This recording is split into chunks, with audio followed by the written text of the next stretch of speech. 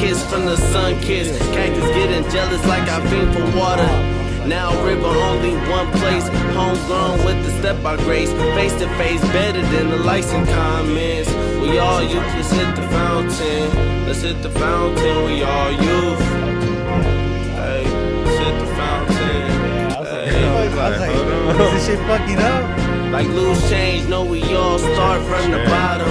Rock bottom, it's okay to sink. We all clean dirty dishes just to eat it. Oh yeah, this is like the so this is H6 Zoom, and you pretty much can record on the go. I don't know if you can record like actual mixtape if you wanted to. Yeah. Because I don't know how you would get the beat in there. Oh God. But this is all audio. This is like a little mixer like that. That's so dope. that's exactly what this is. That's dope. But you can record everything on it, and then it's easy to just like take it out, the memory card, and just upload everything. Yeah. Yeah, and everything's in different files. So this is 1, 2, 3, 4. So I'm recording on 1, which is 1 file. Yeah. And then this is 3. So that's your shit. own. Yeah. Damn. So I just fucking mix and master it on fucking GarageBand. Oh shit, that's smooth. Yeah. It's honestly fucking an easy setup. I don't know if you're trying to do a fucking podcast. Man, it's, you know, it's a. I feel like you do. We I did feel like some you shit. got like a lot of things going on already. Yeah, like it. We thought about it. Like we was trying to do a show and shit one time. Oh yeah. No, we didn't start yet. Did we? No, I mean, I honestly, what You just go. Yeah, huh? yeah. I feel you. Yeah. I feel you. Because That's like dope. the way I do it is like once we like kind of ease into it. Because once I say let's go, it's like, Nah, you know, I feel yeah, you. yeah. I feel you. All right. yeah, Y'all yeah, niggas. yeah, they're good. Yeah. They're good. We'll All probably right. start like in 5 minutes once All we right. start like riffing off. Oh yeah, for sure. Yeah. But yeah, we was doing like a little show like low key like called Smoke Politics type shit. We was just joking around, but we was doing it like videotaping like it was like the 70s show when they be high as fuck. Oh, okay. So we Yeah, go like yeah, this, yeah. and I chopped it up and shit, like, and that shit was funny as fuck. Like we posted it on Instagram, niggas was like fucking with it. Like we posted like 2 episodes. Yeah. And then That should you be a know, recurring thing then. yeah, bro. Like we gonna try to make it happen. You feel me? It'll for sure have to be like hella like visual shit. Like, Yeah. Cause I love that shit. Like the whole circle shit. Like, but yeah, we was gonna call it. We called it Smoke Politics. We did that probably like 7-8 months ago type shit. Uh-huh. Yes. And were you doing it like how they did it, where it's in circles, but Yeah. the smoke, you don't see them actually smoking? Yeah, you just but you it. see. Okay. Yeah. Oh well. You- All right, or- like the second episode, we had like a lot of weed. Oh, like, okay. So niggas was putting it up to their face and Oh, shit okay, like while we yeah, was doing it yeah. and just fucking around, like just talking about different shit, like just little shit. It wasn't even like regular conversation almost. It Yeah. was just like what the fuck, like Yeah, type yeah. shit. Okay. But see, that's But- still sick though. Yeah. Because then yeah. it shows how you guys are as How a we person. interact. You know, like yeah. Because I feel like when you get into that raw shit, you get to know someone. Yeah, for sure. And that's for why sure. I like doing these because people know you for music, but I also want to know like what you do on the other, like on the side. You know. Yeah. That's why I like podcasting, because an interview is an interview. I can be like, "Oh, how's your album? How's this?" But like, I feel like you already been asked that. You know? Yeah. Like, you know, like No cap. Yeah. I've been asked about that. Like, I don't know. Like, this time around with the interviews and everything, everybody asked about the album, but it was all different. Like, it was all different conversation. Like, within it. It was, I don't recall, like, repeating the exact same conversation. So Yeah. that's the cool thing about it. That's the cool thing. Everybody had different stuff about the album, but it was dope. yeah. Yeah. But at the end of the day, do you personally know in your head that you need to reach out and be like, "Oh, I need to get like an interview or a podcast going"? Yeah. I know off the Because rip, you reached bro. out to me, I was like, "Oh, who's this?" And then like Yeah. Dan told me about you. I was like, "Oh, okay." And then that's when I looked you up. I was like, "Oh shit, he makes music." And Yeah. I started like researching, listening to your album, which is sick as fuck too. Good looking. Handouts, right? Yep, Handouts, yep. yeah. How many albums have you made? I haven't. That was like my first one that I felt like. Before you continue, is it Yeah. album or EP? Okay, so I call it an album Okay, just alright. off of the feeling that I had when I was making it, and when and the state of mind that I was in before I started even creating it. I was like, all right, I dropped a mixtape. I dropped one mixtape on Apple Music and all that, like the healing process. Then I dropped another one. that was like a compilation almost with like just different artists. Cause I was watching Dreamville. Oh, I was yeah, watching a yeah. session, so I was like, oh man, I gotta do that like right now. So What's we did that one called? It's called We Up One. We Up One. Okay. Yeah, so I did that for the second tape, and then I was like, now I want to do something for me, like figure it out. At first, I was gonna do an EP like of my beats because I was making beats at the time too, Yeah. but I was just like, nah, this ain't it right now. I don't need it right now. Yeah. I could work on that later. Let me do this, and I was like, shit, this feel like an album. Like the way I just had it projected in my mind, I was like, this an album. But you know, people call it what they call it. Like I ain't really tripping. You feel me?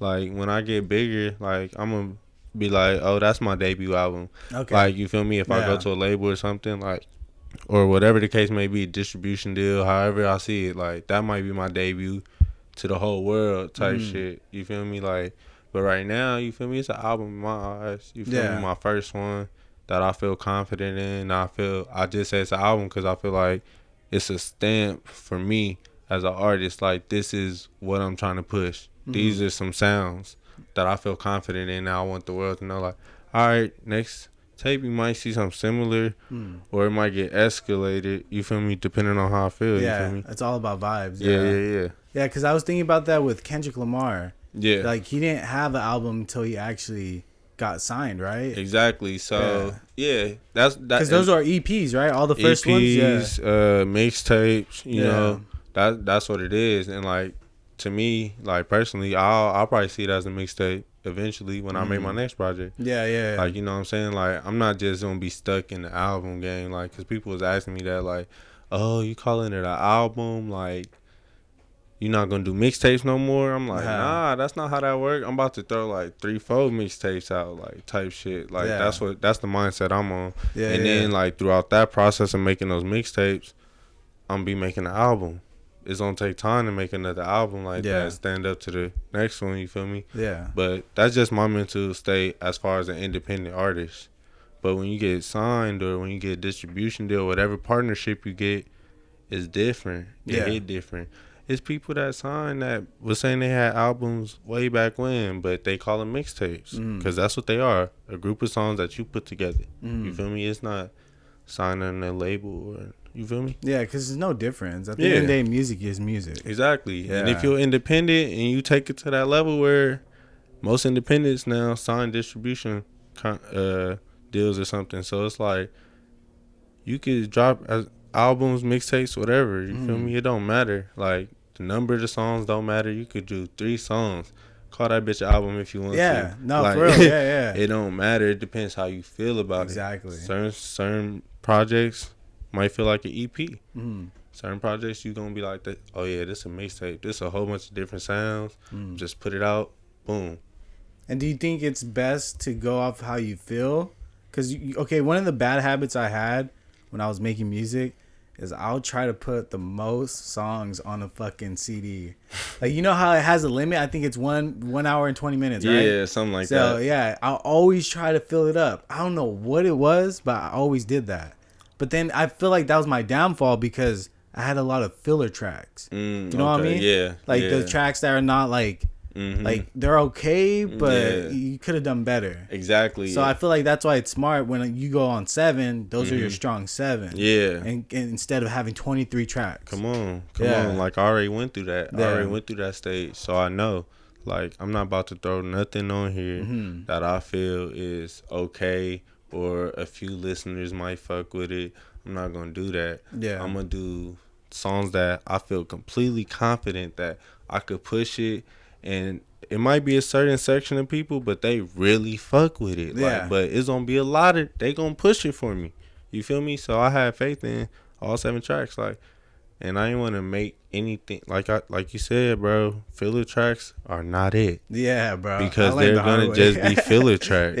Always. They're always gonna be filler tracks, and it's gonna be tracks that people not gonna know you for. They're not gonna be like, oh, at the concert you're not gonna run that track because it's a filler. Yeah, exactly. Only make tracks that you'll be willing to perform, that you will be willing to spit in front of anybody. That's it. And who told you that? Did you learn yourself, or did someone else like tell you, hey, this is the best way to do it? Keep it short and simple. Nah, it's just like certain things I see like within the music industry and what people are putting out. I see I see how they put together their projects and see what's effective, you know. And I'm not the biggest artist right now or a big artist as people would say. You feel me? I'm on an underground tip right now. Yeah. But it's like they put out albums, every song is gonna hit. Certain people, like, to me, like, it all makes sense. Certain albums are like one sound and it'd be like 30 tracks. It's like, so I didn't really learn it from anybody specifically. It's just I don't think it's necessary. You feel me? I just think it's unnecessary. And I seen what my mixtapes did, like, and that's what I really learned from is what I do. If I don't put it out, I'm not gonna learn nothing. So I learned from my mixtapes, like, certain songs people wasn't fucking with.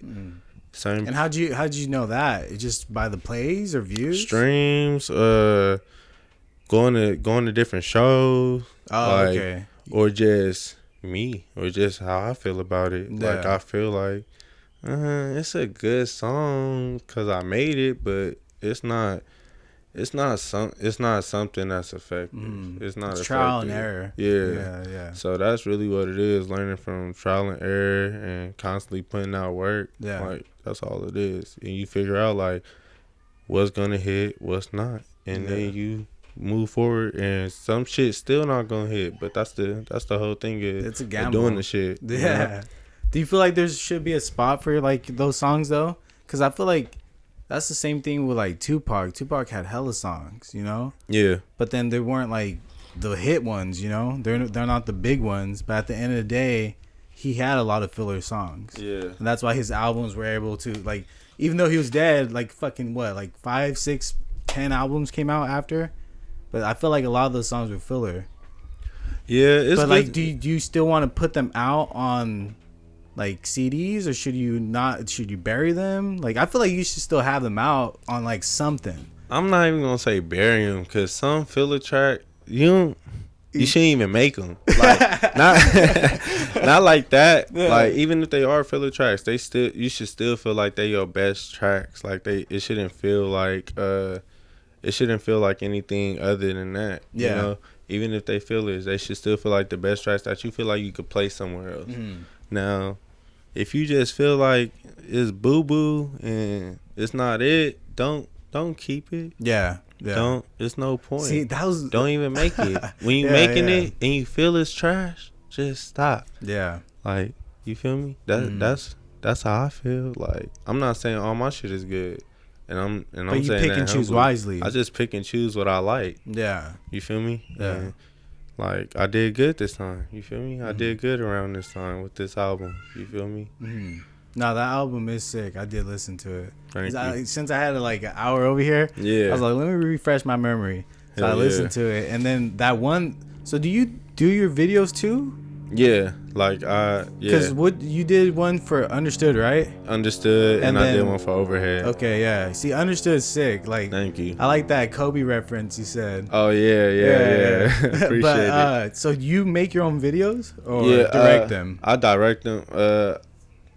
Not direct. Produce them. I produce them. As far as like what the concept is. Okay. What direction we going in? What's the plan? Basically, like, storyline. I'll send it out to like videographers, like Okay. my boy Angel, Planet Angel on Instagram and all that, and my boy Siberian Tiger. I'll send out the plan to them. They'll think of ways that, you know, we could shoot angles, we could figure this out.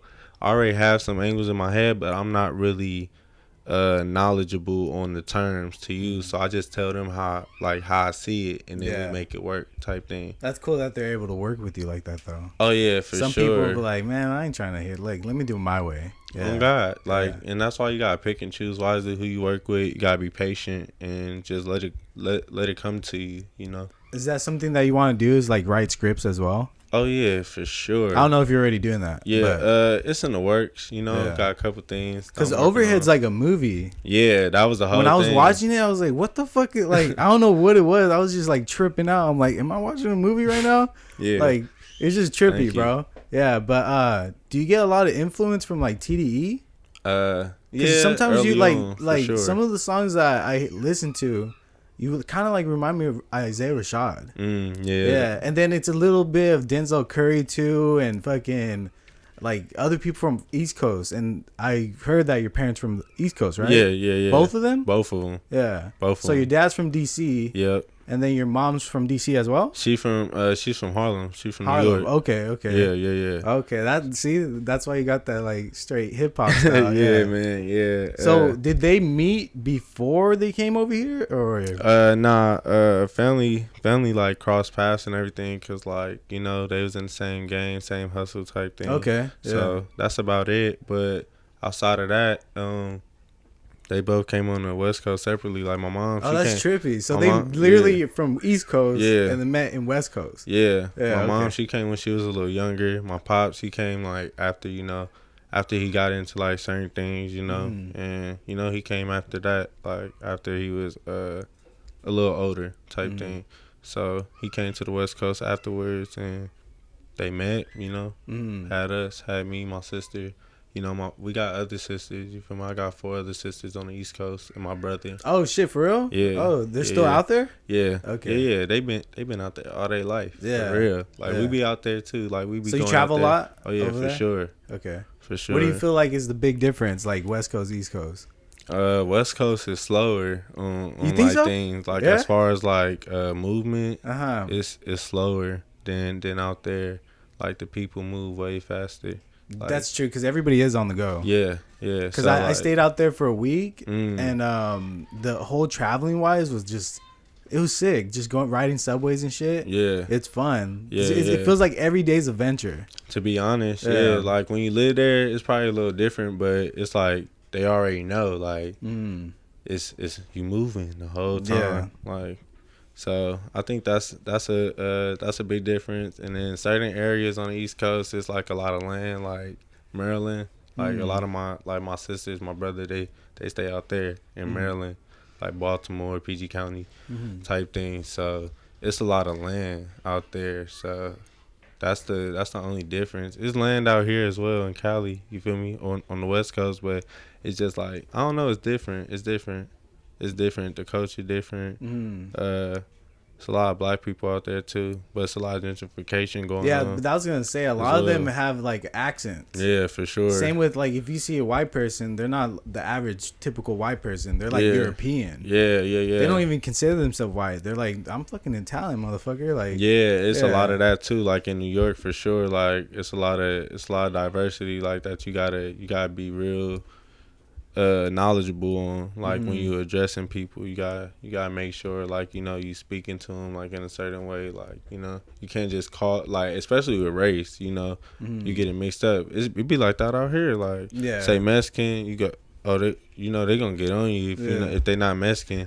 Be Yeah. like, so you gotta say Hispanic as a whole type shit, Yeah. or whatever the case might be, So it ain't that big of a difference though. Like you said, they got an accent, but when they hear me talk, they say I got an accent. Yeah, I was about to ask you that. Yeah. Yeah, That's like, where they said that. but if I be out there for like a week or so, I'm gonna start talking like that. I might bring That- it back out. To Hey, be honest, honestly, that's facts. If you stay somewhere, you develop an accent. yeah, and Yeah. it gets bad, bro, with me for sure. 'Cause Why? I hang with my nephews a lot, and they accent is thick. Yeah. Like, Give me an example. it- Like what?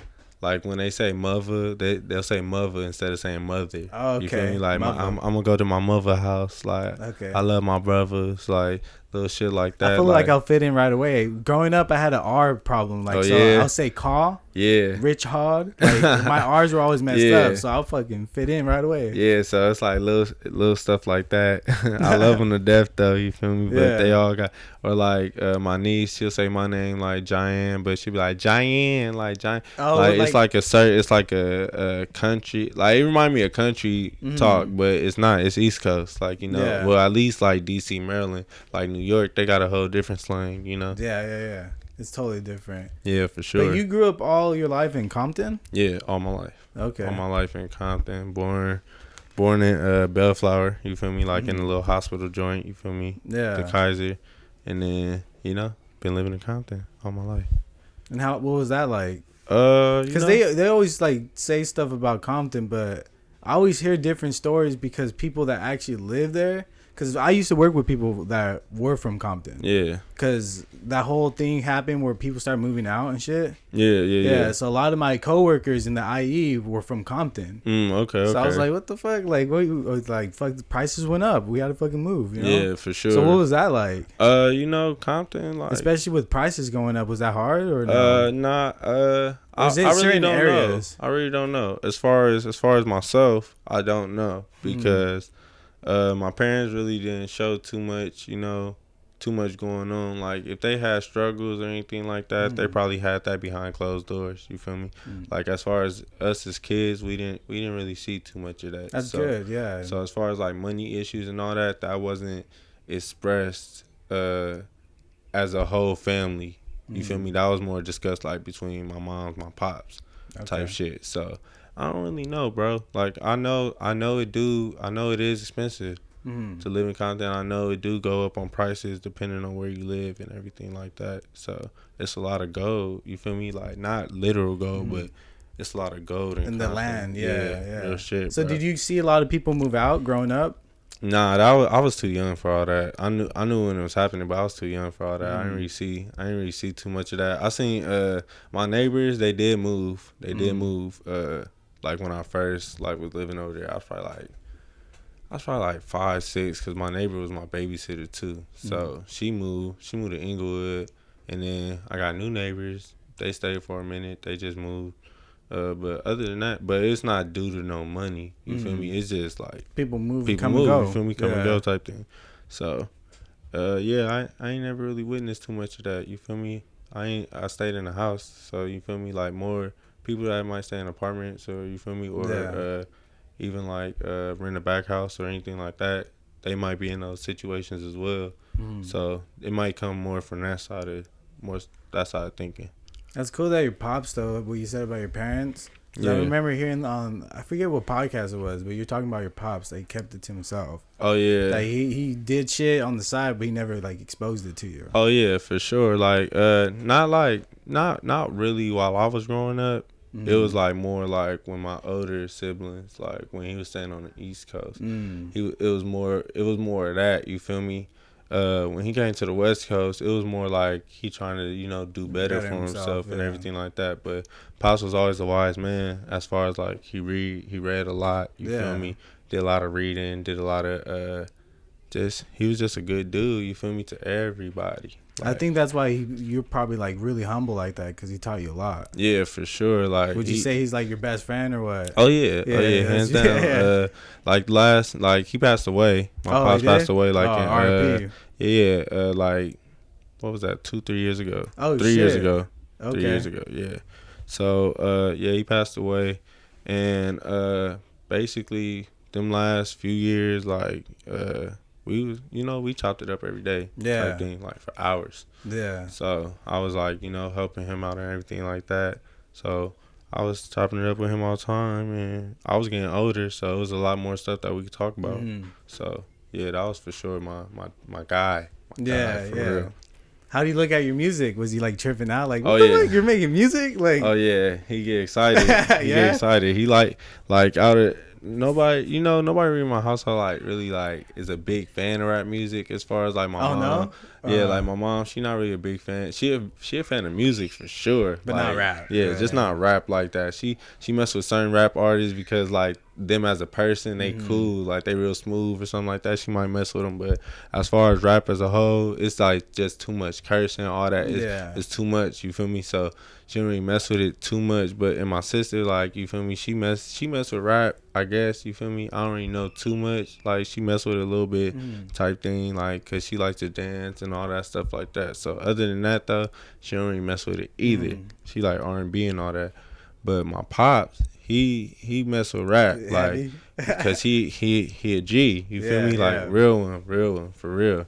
So he mess with like Ice Cube and Snoop and like when Hustle and Flow came out, like Oh shit, that shit was hard. Yeah, he was bumping that. He bought the CD, like the actual playlist for the movie. He bought that shit. That shit goes, bro. He was bumping that shit every morning on the way to elementary school type every shit. Morning, we just like whoop that trick on God, that trick. on God every morning, like hard out here. We didn't know what we was talking about, but you know that's the cool thing as a kid. Like he wasn't really exposing us to nothing. We didn't know what we was saying, but we were saying it. But you feel me? Like we didn't think nothing of it. You feel me? So do you think that's like one of your main influences? Your pops? My pops, with music? Because you said you started making music, what, 12, 13? Yeah, like, I didn't really make music, but I was, like, diving into it, you feel me? Like, diving into different things. It was never nothing consistent. It was more like a once-in-a-while thing. Like, if a church event happened, like, I might write a rap for that. Oh, okay, that's it. Or, like, if I wanted to rap at school, I write a rap for that, like for like a Christmas program or something like that. You feel me? Like, it was never me writing every day or like I just like writing. You feel me? Like I was like 12, 13. So, and then once I got to middle school, you know, Jerkin came out, all that. So, you know, we wanted to be them niggas. So we was writing rhymes, we didn't even have no beats. We didn't have shit. We wasn't recording. We wasn't doing nothing. All we was doing was just, it was the minutes that we got to spend together. We just used that and act like we had songs. We thought we had like 10 records like, off of a nigga playing, my homie Steve playing the jail pens type shit. Like we thought we had a record. Like we thought we had 10 of them. Like I had them all in my little composition book. Supposed to have math notes in that motherfucker. Got raps, like you feel me? But then I stopped again. You feel me? And then but by that time, did you at least record one song, 2 songs? Hell no. Oh, you never recorded anything at that? I ain't record anything, bro. I ain't record nothing. Like, on God, I was just, like, writing shit, like, dreaming type shit. Like, this shit dope if I But you're already rapping in front of people. Yeah. Where does, like, you already have that much confidence to rap in front of people? Yeah, shit, like, yeah, because, like, my people, like, my mom's, like, she puts in choir and shit in church, you feel me? And like anything else, like you know, we was put into a lot of things as a young kid, like to perform, like whether it was like at a family picnics, reunions type thing, talent show every year. We perform every year, so that's okay. It's like once we do, like me and my sister, like once we perform every year, or like my sister, she did ballet and shit, or like hip hop, she did that dancing, so she on stage in front of all these people. It's like it was natural, like you feel me. We still get nervous, butterflies, all that, but it's like once you win or once you get that W, it's like, oh man, I could do this again. And even when you take an L, you know what you did wrong, like at that point. So it was always like as a kid, like we was always into something, always like in front of people. Yeah. And I was like I'm pretty outgoing as far as like once I get around people, like I'm pretty outgoing. I'll joke, class clown type shit, like you know. See, I was a class clown, but for some reason, whenever I went on stage, I couldn't do it. Yeah, bro. I'll get anxiety, bro. Like, but then at the same time, bro, like I started diving in, doing coke and drinking a lot. Yeah. So I heard that drinking brings out anxiety. For sure. I didn't know that. I thought I was just gonna relieve my shyness. I'm just pounding away, and then I'm about to go on stage, and was just like fucked up, drunk, just. You can't even hear me. I'm like, like, like it was just horrible, bro. Yeah, that's why I don't like drinking too much. I drink sometimes before shows, but I've done that before, and I like fucked myself all the way over. Like, like it was bad, man. It was bad. I forgot. I forgot words. Yeah. My lips was glued to my gums, bro. Like cotton mouth like motherfucker. It was horrible, bro. Yeah. So yeah. That's crazy, yeah. So do you make any going back to your music though. Oh yeah, for sure. You said 16, right, or something. You stopped for a little bit. I was like 13, 14, 13, 12, like in middle school. Then got back in high school. People was like rapping and stuff like that, but at that time I was like, what year's this? Like around 2010. Okay. So Instagram's out there. Yeah. All that shit. Just dropped. Yeah. Like Facebook just dropped in middle school probably. Yeah. Instagram just dropped like first year of high school. So it was like, you know, people was already, and there was already people there that like was rapping like with the jerking shit. Like it was already people in high school doing that. So they transitioned into like different sounds, trying to find their sound, and then, you know, people freestyling, all that. Like I wasn't never a part of that. Like Yeah. on me, I was never like, I might be like in the background in the circle, like looking, like, cause it was certain people that had that confidence, like to freestyle from. I didn't. I wrote a lot of shit. You feel me? Memorized it, whatever, did my thing. But so I never was a part of that. And then like my sophomore year, I got into poetry. Like I got into poetry. You feel me? Like freshman year I was into it, but we got a poetry club, like a spoken word poetry club. So I joined that and I started writing. Like I was like, dang, like this shit cold. Like way it was piecing together. And then I eventually started writing raps, like more, you feel me? Just finding beats. And one of my boys that stayed on my block, we used to, you know, do music shit. Like a lot of shit that I did at home, I wouldn't do that shit at school. Like I wouldn't be I would work on music at home. Like I'll be fucking around outside with all the homies, like on the piano, like fucking around. I wouldn't take that to school though. Why is that? I don't know. I just felt like a lot of stuff that was happening at home, it should just stay where it was. You feel me? Like I don't know. I didn't want to give nobody a persona of me, to, you know, misconcept like a lot of stuff that, you know, that could really happen. You feel me? Like I wasn't walking around high school saying, "Oh, I'm from Compton." Like I'm from the East Side. Like nah, I wasn't doing none of that. And that's just off the strength of like, that's none of your business. You feel me? That's none of your business. I see you every day. Like I don't. Why would I tell you where I stay? You don't need to know me. You feel me? Like Yeah. I see you every day. Like I see you at school, and that's it. Like certain people, you know, they knew, cause some people went to middle school with me that transition, and some people, you know, I made close friends with. And they knew. That's about it though. So is that like a problem around here? Like you being from the East Side or what? nah, that's not a problem. Or like what? They just judge you or something? Or what is Nah. It ain't a problem. It's just like, you feel me? 'Cause I'm from up north, man. I don't know. Yeah. if you from Compton, you know, you Yeah. from the East Side or you from the West Side, like, you feel me? The divider is like the tracks basically, but some parts, like if you go over the tracks, some parts might not be the West. It might be East Side still. You feel me? It's kind of weird, but that's how it go. Type shit. It ain't no problems or nothing.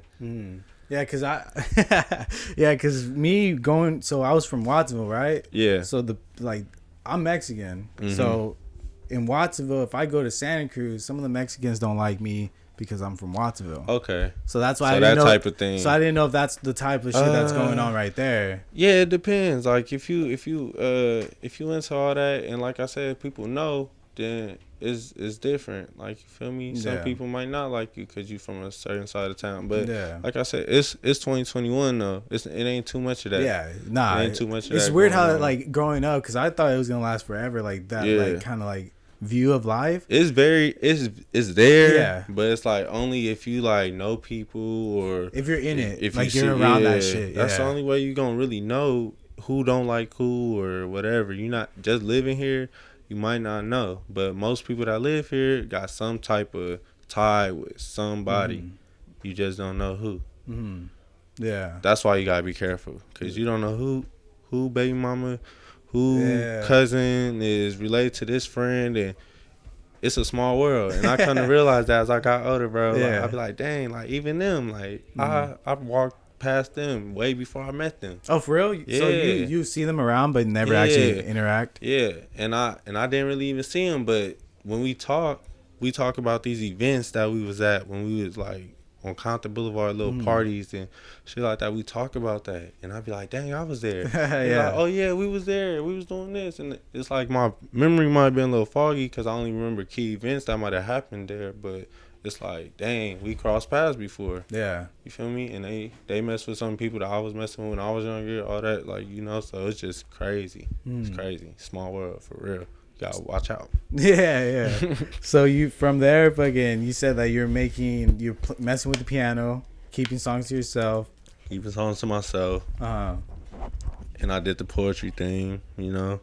Which you probably learned a lot. When I was writing poetry, I realized I can get deeper with my stuff. Exactly. Yeah, that's what I was realizing about myself too. Like, we do little activities like choose a word type thing, or like we get 3 words, write about that, like only this, and oh, see, that's that cool, got my mind. You feel me? Got my mind like, ooh, I'm about to write the coldest shit. Yeah. Like that's how I was feeling. So when I got confidence doing that, and then people be like, oh, that's hard, like whoop de whoop, like I'd be like, all right, for sure. Like now I'm gonna start doing this rapping shit to myself still. You feel me? On the block doing shit, cause I stay on the same block as like Eazy-E did. You feel me? So like his people's there, and like, you know, they was doing music too. So it's like I'm looking up to them, trying to impress them, like on some stuff like that. You feel me?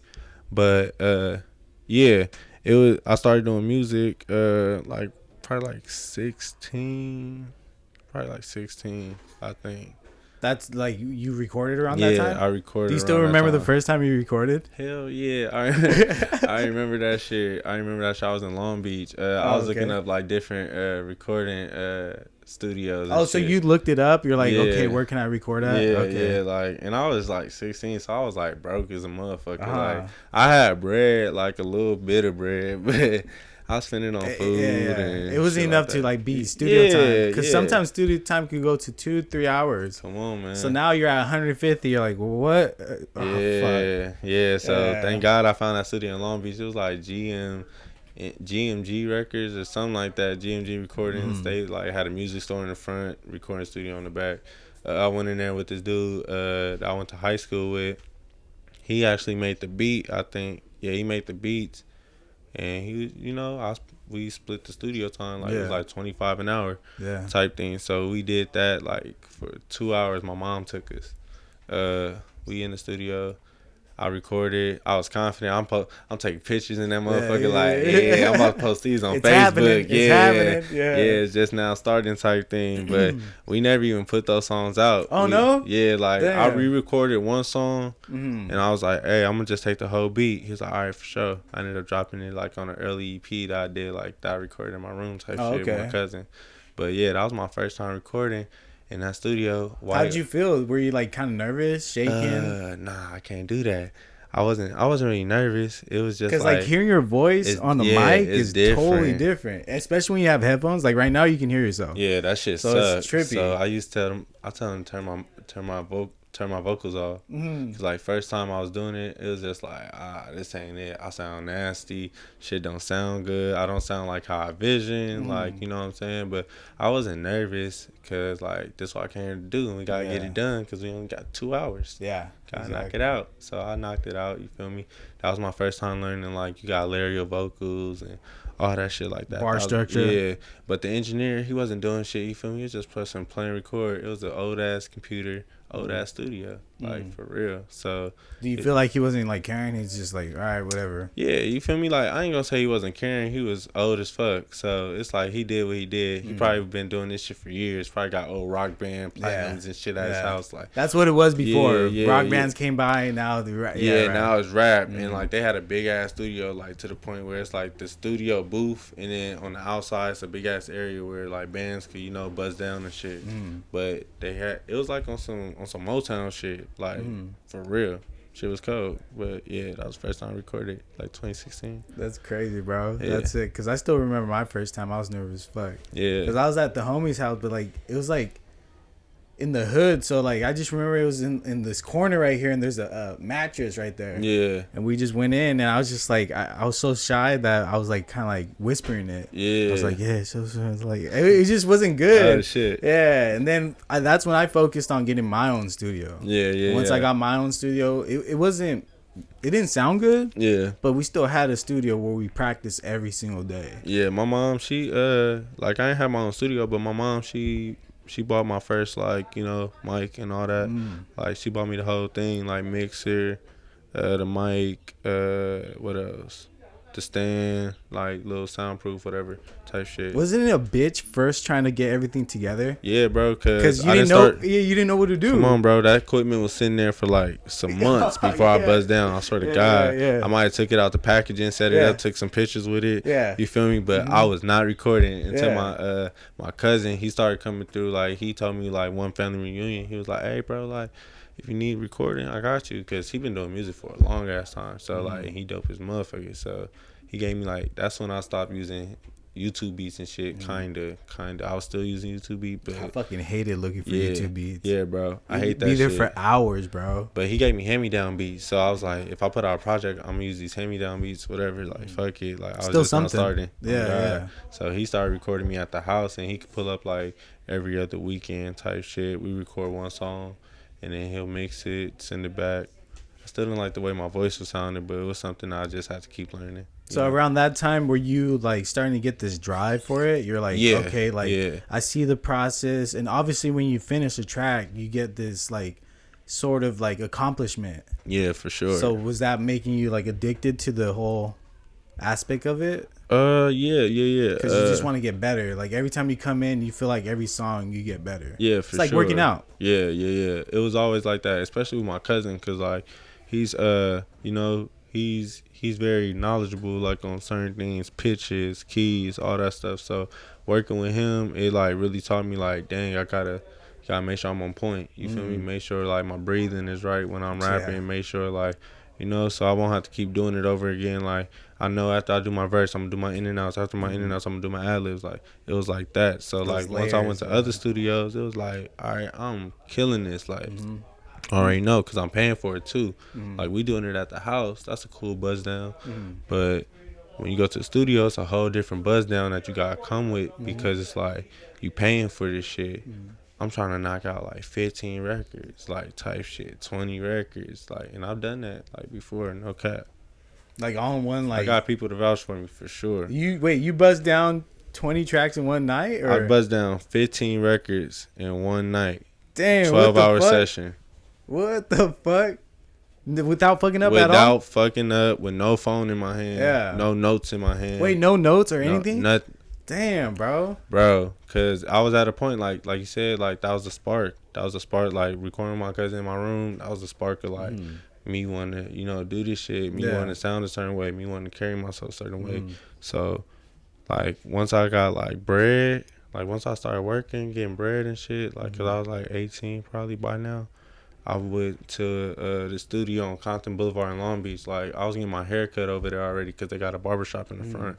So I was getting my hair cut already, and then one day I was like, dang, it's a studio back there. Like, oh shoot, like, and then I seen the dude that was mixing the stuff. I listened to a few tracks and all that. I'm like, oh yeah, he dope. Like, let me lock in. So I asked him like, how much for? I think we did a 12-hour session the first time because he was selling us the deal. It's like 12 hours, 300. I'm like, 300 for 12? Crazy. I'm like, okay, because like they was just starting too.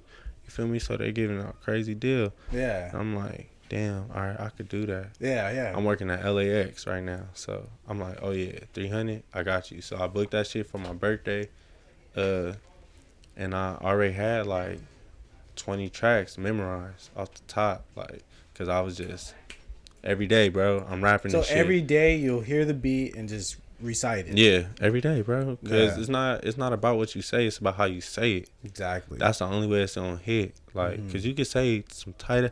I heard people do it, bro. They say some tight ass bars, but the way they say it don't got me tuned in with what they with their music. Don't got me tuned in. Like, do you think that's just because people have different, like, the way they say it, or is it just? It's just, what do you like? It's energy for me, bro. Okay, energy. It's energy, bro. I gotta feel it.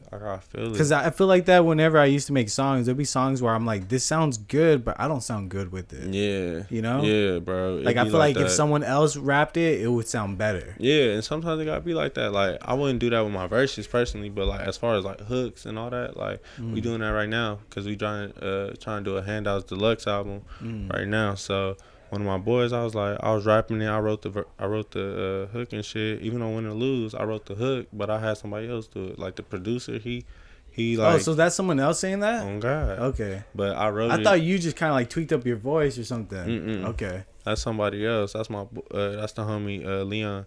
He produced Win or Lose and he produced Papers. So he did Papers the is hook. sick too, Yeah, he did the hook for Win or Lose. I did the hook for Papers and all that. But yeah, so Yeah, that's Yeah, crazy. man. Yeah. So for the most part, do you have a lot of people help you with your projects? Because you said like that, you know, he kind of chimed in. Does like anybody else say, hey, you should fix this, or like verses wise and all that structure, or is everything just all you? Yeah. I for sure get influenced depending on like what tracks it is, depending on what who I'm with, what I'm working on. Like I still can't believe you did 20 or 15 tracks. yeah, I did. Still can't believe yeah, that. bro. Yeah, Like I know we're moving off that topic, but like 15 tracks memorized. Yeah, bro. Like You remind me of my homie Two Tone. My homie yeah? Two Tone, he would rap, but he has like jingles that he made this Christmas song like when he was in high school. Yeah. He still sings it every Christmas. Yeah. And it's just crazy because he just beats like he just goes like that, snaps. I'm like, what the fuck? He's Shit like crazy. built different. Yeah. But it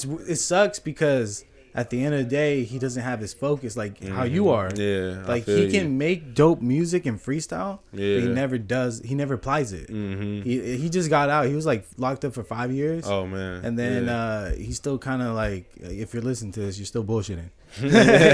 You know? Yeah, it'd be like that, man. Yeah. It'd be like that. But yeah, like we did them tracks. The engineer, like probably like the 5th track in, he was like, "Damn, bro, like, where you say you from again?" Yeah. I was like, "I'm from Compton, bro." He's Yeah. like, "You just got out?" I'm like, "Nah, bro, I ain't never been to jail." Yeah. And then like that, but he's like, the way you rapping, it's like you just got out of jail or something, bro. Like the way you got memorized, cause I'm telling you, like, I was damn near one taking the shit, damn near like one song I did like the verse, the hook, and I was just doing that shit, just going in, like I wasn't stopping type thing. Oh shit. And then we do like in and outs and all that, Yeah, ad-libs yeah, type yeah. shit. But the way me and him be working, my engineer, shout out Shell Shock, you feel me?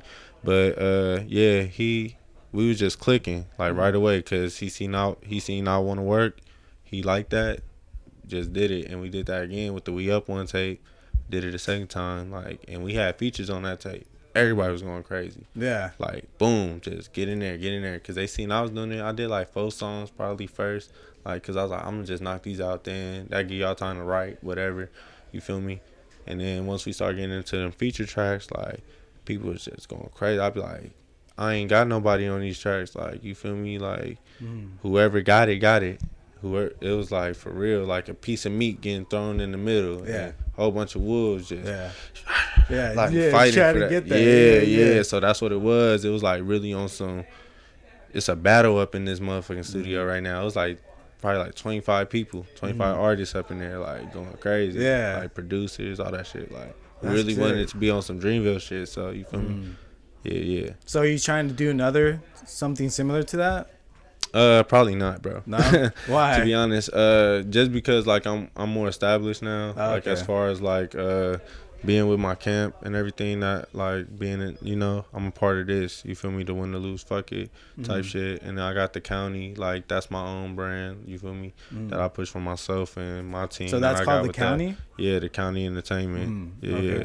So that's a separate entity. You feel me? But since I'm under the umbrella win or lose, you feel me? It all go. You feel me? Yeah. Like type shit. So Are you pretty busy though? Like, cause you're saying like, oh, I gotta talk to my manager about this and that. Do you have like your plan we got mapped out calendar. every month? Yeah, we try to. At first, we was planning it week by week, but when we dropped the album, we started planning it month by month, like what we got lined up and everything like that. So everything for March, everything for April, we already lining it up, like, cause we got projects and stuff. Like we got my boy LB, he an artist that's that I'm bringing in the fold type thing.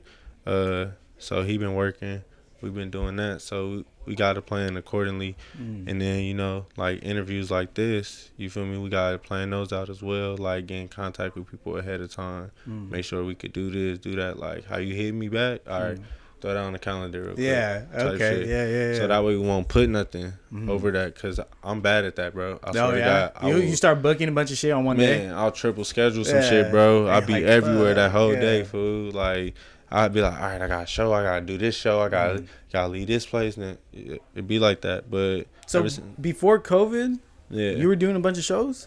Oh, yeah, for sure. Like, I go to, like, anything, like, whether it was open mics, whether it was me doing features, like, right before COVID, that's when I started really doing my own shows. Okay.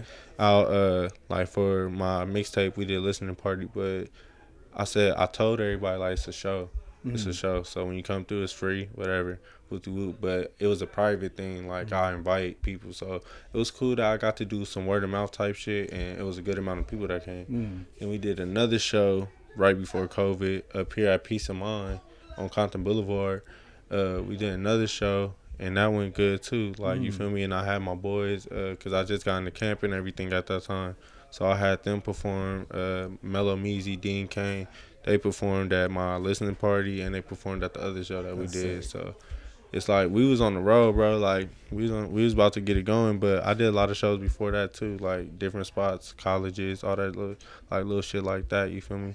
Like, nothing like crazy, like, except like I did StubHub, but that was like for a spring fling for my school for Cal State Dominguez. So that was a big ass crowd. Like, that was like probably like 1,500 people or something like that. You feel me? It was a lot of people. Like, is that the most you ever performed in front of? Oh yeah, for sure. Yeah. Have you opened up for like any major artists? Man, bro, I'm telling you. So basically, before Nip passed, it was a spring fling, and they had Dom Kennedy. They had Dom Kennedy coming out. I was like, ooh, all right, I'm about to open for Dom. Like, that shit. I'm about to get in that motherfucker. And then, so I got it. I hit one of my boys up that worked like in the ASI type thing that ran that whole shit. And he was like, all right, whoopty whoop, he gonna hit Don Manager. He hit Don Manager hit me.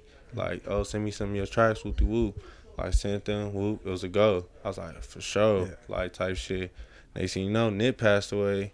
Dom didn't, you feel me? Yeah. He wasn't gonna perform. Yeah. So Spring Fling was just done. Yeah. All together. Because it got canceled. They sold over like they sold so many tickets, bro. Because they was selling it to people outside of the school. They already had that motherfucker sold out. Yeah. The only way I'm getting in is if I perform and I'm bringing whoever with me. You feel me? Exactly. But yeah, that was the one time I was like really about to open up for somebody like big. But other than that, like. Other opportunities. I just been like underground and open mics. Yeah, it been like underground shit. People do shows. Yeah. They invite me to perform, showcases, shit like that. It been like that for the most part. And then I was supposed to be on The Voice a while back. The Voice, that's what I think like the American Idol shit? Yeah. Like similar, it's similar. Yeah, it's similar like that, but it's more like on rap and shit like that. I think that's the show with D Smoke. Yeah, I'm thinking about some other one. Is that The Voice? I think that's The Voice. 'Cause I thought The Voice was like a knockoff. Yeah, something like that. Yeah, they knock you off. It's like a little competition type shit, but it's with mostly rappers. Like I think it's The Voice. It's one of those. But yeah, like lady sent me an email and shit like that, and then like I was sending her shit. I was making it through like the little submission rounds, and then I lagged up on one of the submissions, like for the last thing to get me. You feel me? To shit, and then. Don't you hate that shit? Yeah, when you have bro. to submit and wait for someone to like review your shit. And that's the thing, bro. Like I wasn't on my email. I was on my email, but I wasn't on it like every fucking day because it took a minute for them to even get back to me on certain shit. It wasn't like they're okay. Tuesday we're gonna hit you up. Wednesday it's like we'll let you know. Yeah. And then if you don't fucking hit them, if you're not on it and you don't hit them up right away, you get replaced. Yeah, and it was a new show, so it was like the first season. It was the first season. I didn't even know about it. I didn't find out till the lady hit me up. She said she seen me on Instagram. Tap in. And that was the easy way through because the way they doing it online, you gotta do like application. Like you still gotta do the application, but she gonna send it in for me instead of the computer deciphering when it reached the motherfucker. You feel me? She gonna print it out, give it to them. Like, so that's the only other thing. Like as far as like opening or like performing in front of like major people type thing. Like It seems like you got like a lot of your shit together. What do you think's like the hardest thing for an artist, a solo independent artist, actually? I think the hardest thing for a solo independent artist is just, marketing yourself and branding yourself. I think that's the hardest thing, because that's really you. It really got to be who you are. You feel me? Because like once you get to a certain level, it's gonna be to the point where people trying to fake you out, like trying to make you seem like something you're not, or making it seem like you something you're not, type thing. So you gotta like brand yourself as who you are in real life. To the same, you might be creating this story like because it's real, you feel me? And depending on different ways people want to tell it, metaphors, all that shit. But it's like you gotta really decipher who you are, and that's how you gotta brand yourself. Like, you feel me? Like, that's the hardest thing. Yeah. And keeping up with not even rebranding yourself, but just evolving your brand. Like, that's the hardest thing for me personally, because especially when you ain't got no team. Yeah. Like, you got a team, but it ain't like a label. Yeah. Or it ain't like, that's what I was about to say. You feel can me? have the strongest team behind you, but at the end of the day, if they're not someone major, it's not gonna go anywhere. Come on. It's all about fucking having that strive. Like, you could, and just depending on your team, bro. Like, to be honest, like, the label that's gonna hit eventually or whatever. You don't even gotta get signed. Like, Yeah, it's I was always gonna ask you, do you want to get signed or you want to stay independent? Yeah, like the to me, independence is just like, it's, I don't know. Everybody signed. To be honest, bro, everybody signed to something, whether it's distribution or partnership or one album, 2 album, 360, whatever, whatever your pick of choice is. If you don't know the knowledge, but you feel me, everybody getting signed. So yeah, I want to get signed eventually, like, to something, not to like, oh, I'm an Atlantic Records artist, and they paid me a whole bunch of money before, and then if I sign to Atlantic, I want it to be on my terms. Like, I want this partnership, I want this distribution, and y'all back me, type shit. Like, that's what a lot of independent artists are doing. Like, even Nip, you feel me? Nip, he had a distribution deal. You feel me? So it's like, it just depends how you move about it, and he's still independent. So yeah, I want to get signed eventually to the right people. Yeah, to people that I think really give a fuck. Yeah, you feel me? Because a lot of people don't. Yeah, they don't. I mean, you probably seen it already. Yeah.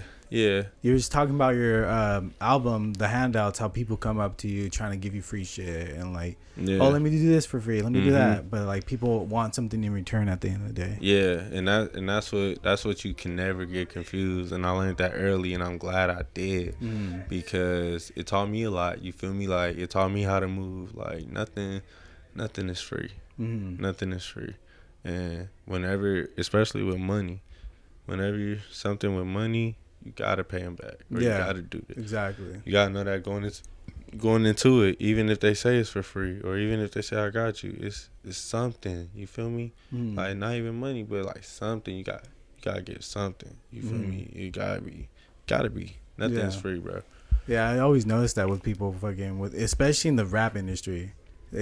Everybody always wants to get those hands. Like, I want this, I want that. And like, you can't do anything, bro. Like, at the end of the day, you're trying to make it yourself. Come on. And that's what people don't understand. Like, even though it looks like you got your shit, like, from what you're saying, like, damn, it sounds like you already made it. Yeah. But you're still trying to get to that next level. Come on, man. Yeah. And then people always, I'm riding the barrel with all the other crabs. You feel me? And I'm not trying to say like I pull anybody down. My quote, like, I live by lift as we climb type thing. You know what I'm saying? Like, ain't no pulling somebody else down to get on up. And a lot of people gotta do that. You feel me? In order to make it, a lot of people gotta pull the next motherfucker down to get themselves up, or drag the next motherfucker through the dirt to be clean type shit. Like, it's that's just how it go. And you just gotta watch who in your grass. You feel me? That's it. What makes you so humble? Because you seem like a really chill person, and it seems like you help out a lot of people already. Just talking to you right now. Yeah. I just have to realize, bro, it ain't no room for egos, man. Ain't no room for it. And you gotta realize it's no perfect process in this thing that we call life. You feel me? It ain't no perfect process. Ain't no perfect man, woman. You feel me? So it's all different types of walks of life. So I realized that it's just about respect, bro. It's just about respecting whatever that person doing, and it's like you can only do so much. You feel me? So I think that's why like I'm humble. You feel me? Because I know it's somebody else going through something harder than me. I know it's somebody that been through something harder than me. You feel me? So I don't got no right to like, you know, think I'm the man, think I'm complaining. Like, you feel me? I feel like that already within myself. I don't gotta really express that to the next motherfucker. You feel me? I can express it in my music because my music is me. So I'm talking to myself. Yeah. You feel me? Hoping that somebody else hear me. Yeah. So that's why I'm so humble, bro. Like, it ain't no point of not being humble. There's no point. It's not gonna help nobody. Like, a lot of people need to be up here, and they need people below them in order to feel like they up here. You feel me? Like, if we in this camp, nobody in the camp, bro, feel like they above the next motherfucker. Yeah. It looks like family. I feel like these are like your brothers, pretty much. Yeah. And if we feel like certain mind states, we know who's above who. Like, not saying it like that, because nobody, we all on the same line. I know exactly what you're saying. But different areas we specialize in. Yeah. So, Yeah. that's how it yeah. go. You feel me? That's just how it is. It's Yeah. a structure. It's Yeah. structured. But it's like to the point where it's like nobody's saying like you better than me, or I'm better than you, or I do this better than you. I do. It's just because we all learning. Once that comes in, it just kind of dissolves everything. Come on, it ruins the whole thing. I bought this. I did this. Come on, one piece. So I'm guessing you dealt with that before, or not similar? really. I've dealt with being put in positions where I'm the leader, and that's just off of what I do. It ain't based off of me saying I run this, or or like y'all not better than me, so y'all gotta be this or do this. It's just like I'm committed to what I'm doing. Like, even with my last my other homies, like my other homies that I had like a little we had like a little collective type thing going on, because I was inspired by Pro Era, like Joey Badass, Nakash, and CJ Fly, rest in peace to Steez. You feel me? I was inspired by them, so I was starting early with a collective, trying to get your little group going. Yeah, but like I was really the only one that had access to recording like that, because my cousin was coming through and shit. So it's basically like I already been through that shit, like with people, like not saying they wasn't bad to me, because those still my homies, like those still my day ones type thing, but it's just like I was always the one, you feel me? I work regardless of what y'all doing. I'm gonna take these pictures, I'm gonna drop this, I'm gonna do this, exactly. and then once we, like, whenever you want to chime in, like that's cool, and I'm cool with that, but I'm not cool with carrying nobody or anything. So it's like that's why I'm humble, bro. I had to realize a lot of things, because at first I get mad. I was like, fuck, like these niggas, like motherfuckers ain't doing nothing, not them, but just in general, like whoever I might be working with, like I might be complaining to my mom about some shit. Like, now it's like, shit, if it happened, it happened. If it don't, it don't. If like, they don't want to work, you're not gonna force them. I'm not gonna force them. You gotta work for yourself. Like, I'll keep people around. I keep certain people around, because I know, like, you know, what you might be capable of. Like, my boy LB, he been around me for, like, as far as, like, since I've been rapping, basically. Like, since I really started rapping, Buddy been around, you feel me? That's the homie, you feel me? He been around for a minute, so it's like, people like that, he rap, but he ain't really, like, dropped nothing or anything like that, like, record a lot. But when we got them opportunities to record it, but we ain't really dropped nothing, you feel me?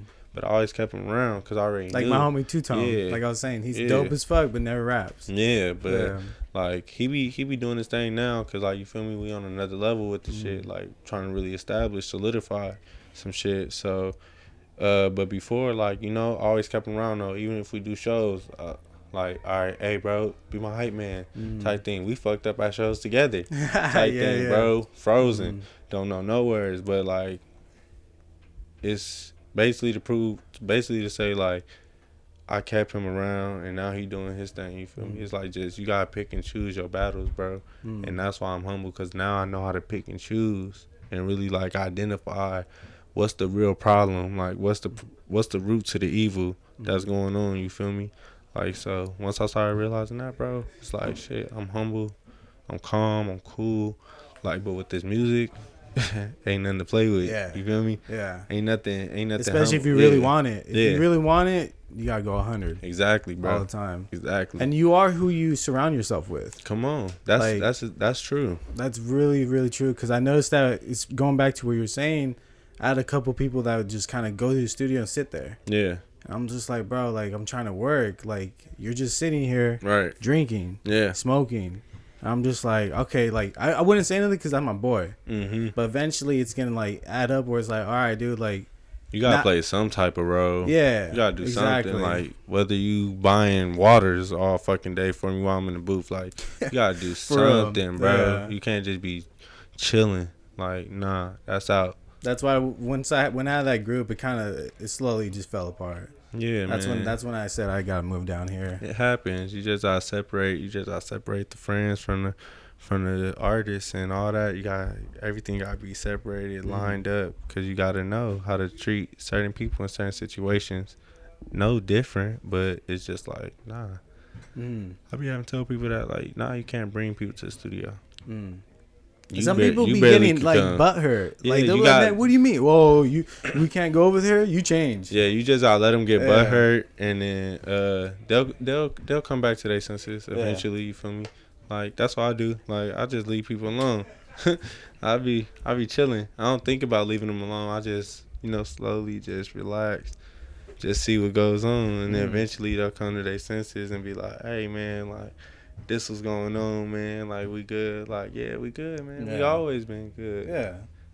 You're not going to treat it any different. I ain't going to treat you no different. You just had it messed up for that day or whatever it was. Exactly. Just like you said, everybody goes through something. Exactly. I don't know what that man might have been going through. I don't know, if his puppy died or something, you feel me? And small shit like that be fucking up people's day, fucking up relationships, all that shit. And we might not know. And as a man, you just got to confront it. Yep. That's all it is. Admit your faults, and that's it. Yep. Keep it moving. Real shit. That's it, bro. Who's all part of your group, anyways? I don't know. That way I can, because I was trying to figure it out. Yeah, it's not really my group. You feel me? But the group. Camp. The camp. Yeah. Just to make clear, my bad.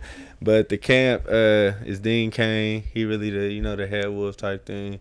We got Mellow Meezy. We got Alpha. Show Love, and then it's myself, Jian J. Okay. Yeah, and that's all the Wolf? Yeah, that's all Wolf. Okay. That's all Wolf. And you guys have merch online? Oh yeah, merch, all that's online. So if you look up Wolf on Instagram, would it pop up? No, you gotta look up Win or Lose, Fuck It. Win or lose. Okay, it has to be the whole thing. Yeah. Win or lose, fuck it. Okay. Yep, you can find that on Instagram for sure. Wolf is just like the abbreviation. Yeah, and it's just like a lifestyle type thing. You feel me? Like. Who came up with that? Were you guys just sitting around one day and just said, "Win or lose, fuck it, we gonna make it"? I wasn't even around for the beginning process of it, as far as like the establishment of it. So I wouldn't really know too much. I know Dean Kane for sure. He's the forehead of it. You feel me? So I know from what I know, that's what it is. Dean Kane. You feel me? And Mello and Alpha, they all put their foot in it to establish Win or Lose, Fuck It. I wasn't here though, but when I came in, they brought me in with love. You feel me? It took a while, but why you say that?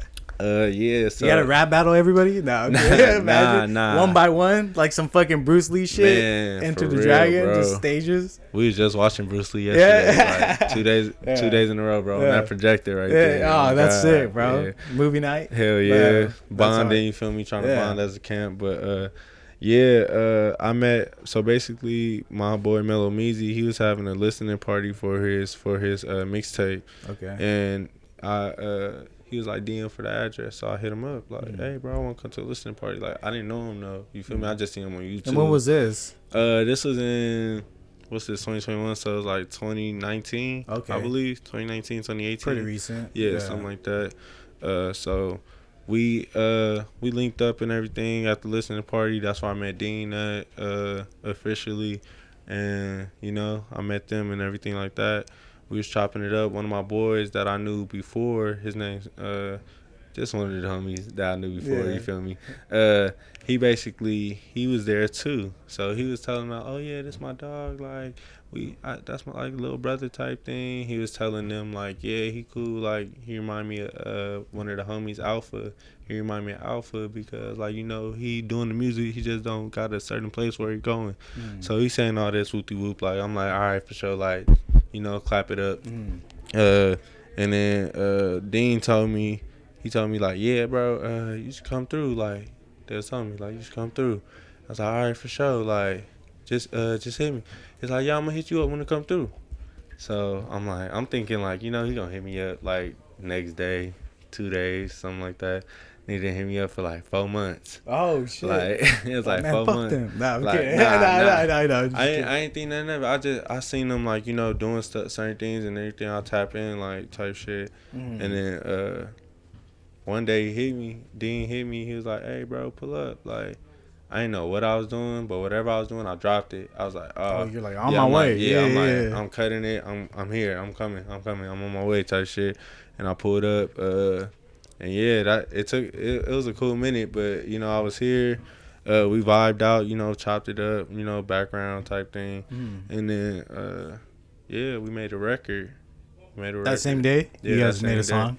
Yeah, it's just based off the vibe and shit. You feel me? The energy. We made a record that first day, and I just started coming every day, like for like a whole year. Like, oh shit! It's coming like every day. Like didn't matter what time of the day. Around this time, you were like 22. Yeah, yep, 22 or 21. Yeah, one of those. Yeah, 22. Yeah. I was like 22. Yeah. So started coming over here and everything like that. They made it known that it's home type shit. You feel me? So whenever you want to pull up. So sometimes I be in here by myself, just working, like recording, whatever. Cause like it was one of those things like you gotta find your way in this motherfucker. Nobody gonna teach you shit unless you apply yourself. Yeah, they see you willing to to learn it type thing. It might help you out for sure. Always, but most of the time you gotta learn this shit by yourself, figure it out.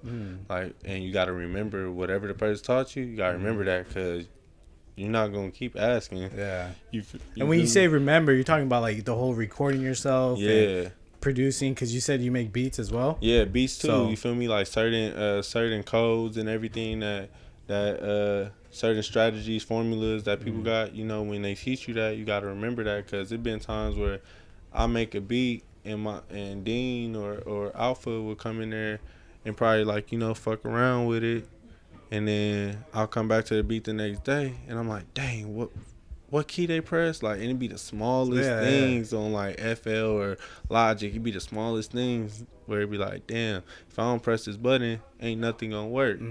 So that's what I mean by like you gotta remember what's taught to you because you gonna come in here and it might not be nobody here, and I had a lot of days like that when I first started coming over here.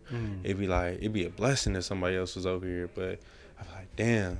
And then I started getting used to it because I started really busting down, like figuring out how to produce, figuring out how to record, how to adjust my vocals, all that. I started figuring that out, so I was like, I don't even care no more. Yeah. So I don't care if I come by myself. See, that's the best way to do it. You gotta learn yourself because I feel like a lot of people rely on others. Yeah. And that's why they like, oh, how come it's not working for me? It's like, because you're not applying yourself to learn more. Yeah. Like, I learned how to mix and master all my shit. And same with, like, I started making beats, too, because I was just over trying to, like, get YouTube beats. Right. But before all that, like, I was, like, obviously kind of like that, looking for help. Yeah. But once I said, fuck it, I'm going to learn myself. That's when everything just started coming in hand. Looking up on YouTube or asking the producer if I'm at the producer. I'm like, hey, what'd you do right there? Yeah. Oh, you added, that's the reverb on Pro Tools? Okay. And then I'll kind of keep a mental note. Exactly. Or better yet, we have phones now. I'll be like, can you show me how it looks? Yep. I'll take a picture. Yeah. And I'll have it saved under like Pro Tool edits. Exactly. That's how I learned how to put auto-tune and all that shit. Yeah. That's dope. Yeah, that's how I am the same way, bro. Like, that's why I was talking about, like, you gotta remember what you learn because sometimes you go in the studio, engineer might be busting down, you like, oh, that's how you do that? All right, for sure. Like, mental note, take a picture, however you gotta bust it down, but get that shit done type thing. So do you plan on making, like, a beat album? Yeah, already. I got a beat tape out right now. Right now, it just released or when? It released before the album. What's that one called? It's called The Masses. It's on, but it's not on all platforms. It's on Bandcamp. Oh, only on Bandcamp. Yeah, it's only on Bandcamp. That's that's a room that trying to tap into more. You feel me? As far because it's a lot of dope artists that drop on their Bandcamp and everything like that. So trying to make that a platform. I have a couple shit on Bandcamp still. Yeah, bro. Yeah. So it's coming. It's coming with full of vengeance. But that's where the beat tape is at. Yeah. What do you have next going on? Do you have anything else planned? Because I know as an artist, you have either mixtapes or albums on the rise that you're working on.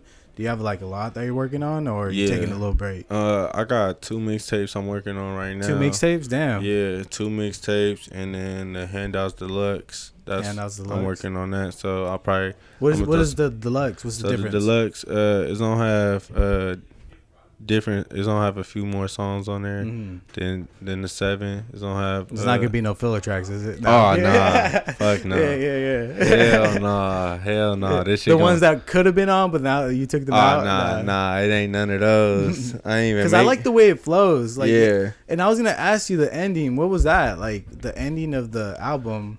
The ending of the album, like the last track. Yeah, what he's saying right there. Hey, don't worry about it. This and that. Like. Oh, he was just cause like the whole album, it was basically supposed to be like we out for the night type thing, like for the day, night, whatever the situation might have been. But it was a lot going on with me personally. Like, you feel me? That some of my close homies know about. You feel me? Like as far as like just living in the city, all that. So. It was stuff going on, and basically, I was like, this would be a cool way to end the album, like, with you saying this, like, saying, like, give me positive words type shit, because even with the album, I was just letting people know, like, ain't no handouts given out, you feel me? It's all genuine, you feel me? And if you are handing me something, or you are giving me something, it should be genuine. If it's not, I don't want to even accept it, type shit, so that's what we was on.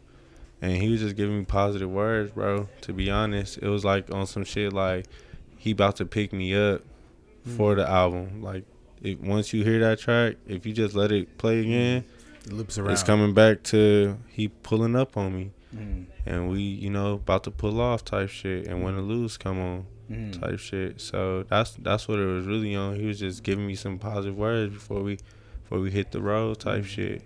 Yeah, that's sick. So are you gonna add those tracks after that, or are you gonna make it a little different? I feel like most of the album is like interchangeable pieces. Like you could play it any way you want to. It's gonna come out, but I don't know the exact lineup for the tracks yet. We still trying to get a few together. Yeah. Right now I got like 4 solid tracks that we gonna put on there. So we probably gonna put like 2 more. Something like that. Something light, but it's gonna be with the features. Like, I talked about the wolves a lot in the album, but I ain't really had the wolves on there. That's what I was gonna say. Do you have, so when it comes to albums, do you want to be more like you rapping the whole time, and when a mixtape comes, that's when you rap with friends? Or is it just off of the vibe, I guess? It just depends. Like, I want my album to be like some of my I guess some of my best work for myself. I want to be that, and if a feature fits that, then I'll have a feature. But if it don't fit that, then I'm not even gonna think twice about it, because it's a waste of time. Yeah, because I notice a lot of albums, it is mainly just the artist. Yeah, it's like maybe one feature, if anything. Yeah. Like, depending on the artist, some people have multiple features, but they top tier. For that song or for that record, they fit that all the way, like, and just gotta make wise decisions, because a lot of times we put features on these tracks knowing that they might not can offer us anything except the record that we might think is good. You feel me? Like, they might not offer marketing, they might not offer promotion, and you might be giving them free promo. You feel me? Not trying to say it like that, like. But at the end of the day, if it's not genuine, it's like, nah. And that's just what it is with me. Like, I have features because I know the person. Like, I fuck with them, like, personally, too, as well, you feel me? Or, like, I see them doing their own thing. That's what it really is for me, bro. If you doing your own thing, if you got your own platform, your own fan base that you building, like, and you consistent, I'll work with you. I'll do a feature with you, and if I like your music, obviously, or whatever flow you trying to go with, I'll fuck with it. But most of the times you don't find that, or most of the times I find myself writing these songs, and I just want to keep writing to it, like, because my story not done. Yeah, that's good. Yeah, because I can see you with Sanity, definitely. Yeah, for sure. Yeah. Like, your guys' vibes are perfect. Yeah. Sanity is dope as fuck. Like, he gave me the whole, like, the early vibes that I wanted when I first started rapping. Yeah. He gave me that, like, that boom bap, that soul, like, you feel me, like, that hey ho, hey. Yeah, bro. Like, he gave me that, like, yeah, even his last like, one, he just kind of yeah, spitting, bro. I'm was like, what the fuck? Yeah, he was spazzing, like, on that Jump In, on the Same Difference project, like, they was spazzing. So, you know, I fuck with him heavy, and it's just about timing, bro. Like, because like you said, like, we all artists, so we all got different projects that we already got built up in our own heads. So when it comes to collabing and stuff, we got to think about, like, is it interfering with this? Is it going to interfere with our market? Is it going to interfere with our algorithms? What about putting it as a single? Yeah, singles for sure. Yeah, singles just for sure. Just throw it out there. Because it's a new thing, you feel me? Like, we're to the point where it's like, we not doing just features. We doing collab singles. We doing, like, this Sanity and Jian J, or this Mellow and Jian J. Like, it's not Mellow featuring Jian J, or we doing collab. So that's the cool part, too, that came into play. Like, the whole collab thing, that's going crazy right now. Producers doing collab. Because that's how it is with these mixtapes I'm working on. They collab projects with producers, like one of my boys, FNR Beats. I'm doing a collab project with him called Box Us In If You Want To. And then I'm doing another project with my boy Gustavo X. He produced We Up on the Healing Process.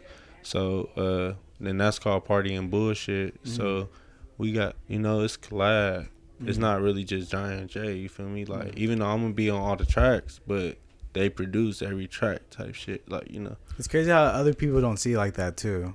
Yeah. Like, the regular person doesn't see, like, you going out of your element to another producer. Yeah. And now that's all that, you know, working with him. Exactly. They just see you. Yeah. So, and that's what we gotta start realizing. We gotta start giving people, like, they, you know, due diligence when it comes to certain things. You feel me? When it comes to certain things, when it comes to certain energies, when it comes to certain work ethic.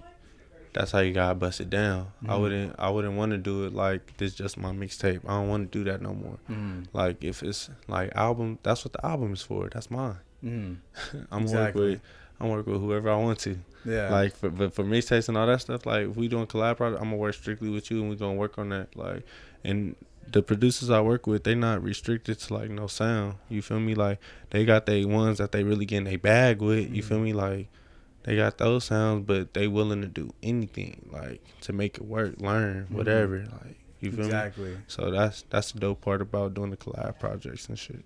Do you feel like that's, like, one of the keys to not blow up, but, like, I guess get more known around your surroundings, is collabing with other artists? Like, to a certain extent, yeah.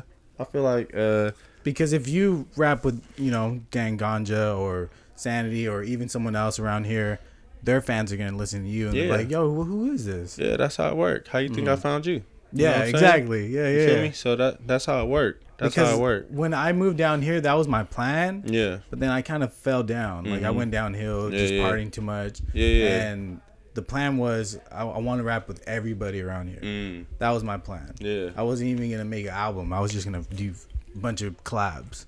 That way I can, like, see people, get to meet them, and then I get to meet their fucking people, and it just kind of goes like that.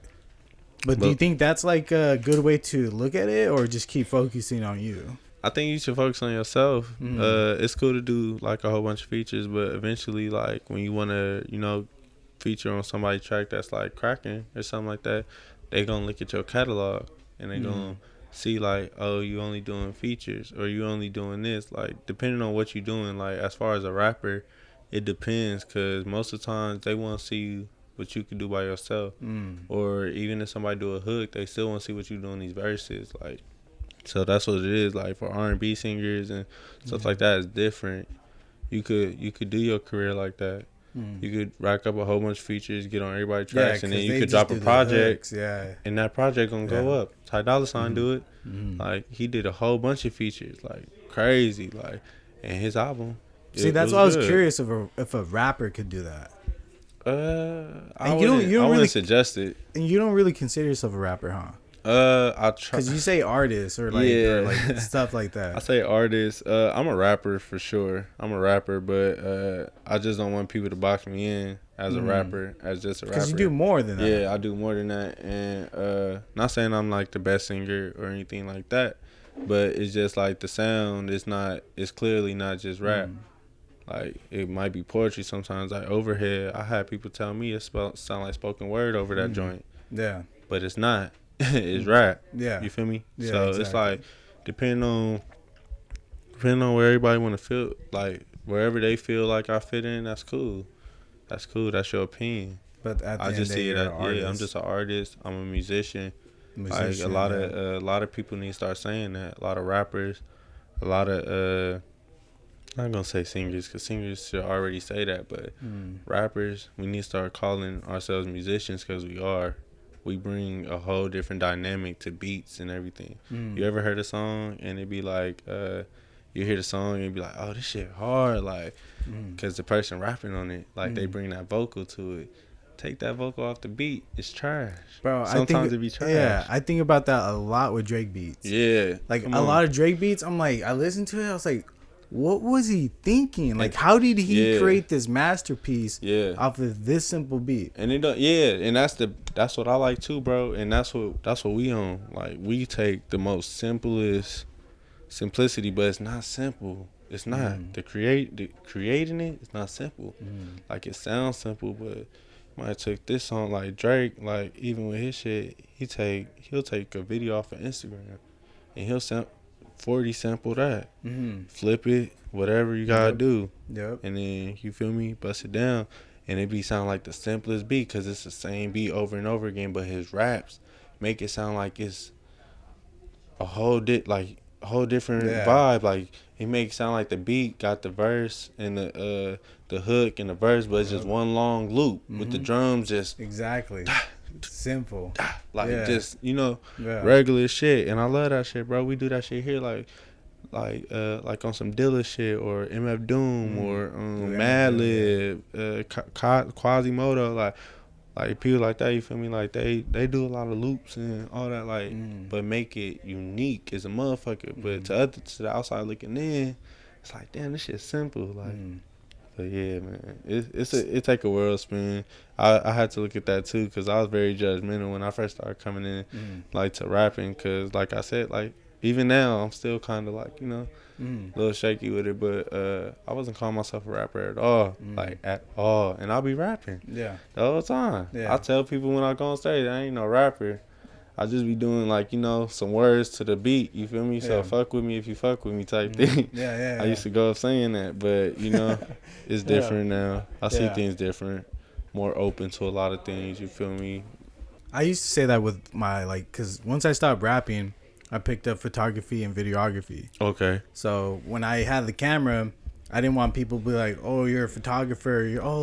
Because then they expect more. Right. So I would hate it. I would be like, nah, I just take pictures. I just record, dude. Like, don't see me as anything like, oh, like you're gonna make this look fucking amazing. Because I'm still learning. At that time, I was still learning. Yeah, so I can feel that label of, oh, you're a rapper. Spit a flow. It's like, bro. Exactly, like, bro. I'm not this fucking walking entertainment thing for you. Like, I'll spit when I want to spit. Come on. Even though you probably fucking have no problem, I feel like you can spit right on the spot. Yeah. I used to hate it when people I tell them I'm a rapper, and then they're like, "Oh, let me hear something." I'm like, look it up. It's just that easy. It'd be like that, like a lot of open mics and all that stuff. Like I might do like a 16 before I start my song. Like freestyling with acapella. Yeah. Okay. Like acapella type thing. I might do that or something of that nature. Or if somebody asked me to rap, I had no business rap. I had no problem rapping. It's just like you gotta stay on that. You gotta stay on it when it comes to stuff like that. You can't just say, "All right, I'm gonna do it." Get up there and you gonna forget some words if you ain't been practicing that. real talk. Like that's just a reality of it, man. Like when you trying to impress somebody when they tell you to start rapping, you gotta be on that. You gotta already have your get down, already perform. Like I say the same thing at a whole bunch of shows, bro. Yeah. I say the same 16 every fucking show. Swear to God. Do you rehearse it like right here, or I rehearse it like at home. I rehearse it here. I rehearse it in the car. Cause like I said, it's not about what you say. It's about how you say it. That's the only way it's gonna affect people. You feel me? And that's why I think I'm so confident on stages, because I know when I get off the stage, 90% of the time, I touch majority of these people that's watching me. Because that's how much feeling I put into it. That's how much energy I put into when I'm on there. Because that's the goal. Is to touch as many people as I can with this shit. You feel me? Like, no bullshit.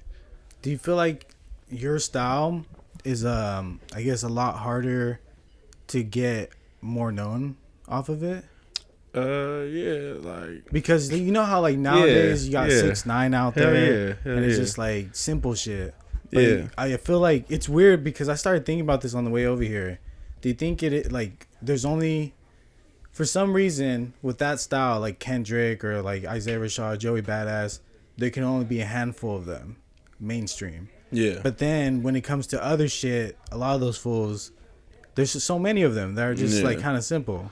Yeah. You know? I think it's my bad. Go ahead. No, yeah, and I was about to say, I was talking to Danny and Rufio Spins, and it's trippy. Where I came to the conclusion of that is that sometimes people don't want to like sit down and listen. They want to just hear something fun. And I was tripping out when we all kind of came up with that. I was like, damn, I never thought, because I used to have that problem too. Yeah. When I'll have a lyrical song, but then something simple will get, more plays. Yeah. And I'm like, man, what kind of type of shit that? But then once we broke it down, people want to have fun. They don't want to sit down and be like, oh shit, like, Yeah. So does that kind of like get hard for you or like frustrating sometimes? Do you ever think about that or no? Yeah, I think about it. I thought about it before. I know it's gonna be a little harder. You feel me, with the type of music I go for, but I know myself. Like a lot of people not gonna know what I do on a day to day, or what music I'm recording, what music I'm sitting on right now. Yeah, they're not gonna know unless I put it out there. So I don't see myself being like stagnant or anything because of the stuff that I'm sitting on and everything. The stuff that I put out, I think a lot of people could tell, like, oh, he different. He like a different. That's why I thought right away. He conscious, or he backpack, or anything of that nature. People already had that mindset, like maybe off of one song. You might hear one song. You might win or lose the first track on the album. If you never heard me, you heard that, you're gonna be like, oh, he on some New York shit, or he on some Joey Badass shit, or whatever. Then you turn around, you hear a song like Minute, you're like, oh, that's some boogie shit, or something like that. You hear Handouts, Kendrick, oh, that's Kendrick shit.